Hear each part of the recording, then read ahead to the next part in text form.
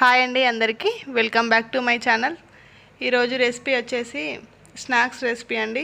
చిన్నపిల్లలు కూడా ఈజీగా ఇష్టంగా తింటారు. ఇలా ఒకసారి ప్రిపేర్ చేసి పెట్టండి, చాలా బాగుంటుంది.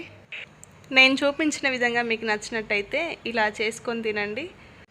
ఈరోజు రెసిపీ వచ్చేసి ఉల్లిపాయ పకోడీ. ఇప్పుడు తయారీ విధానం.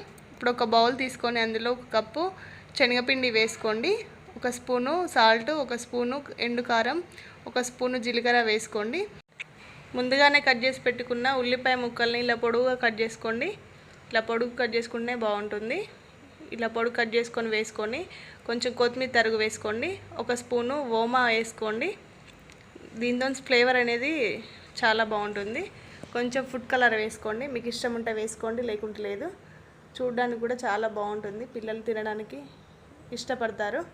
ఇప్పుడు దీన్ని మొత్తం కలుపుకోండి. పిండిలో కలుపుకున్న తర్వాత కొన్ని వాటర్ వేసుకుంటూ ఈ ఉల్లిపాయల్ని ఆ పిండిలో మొత్తం కలిసేటట్టు కలుపుకోండి.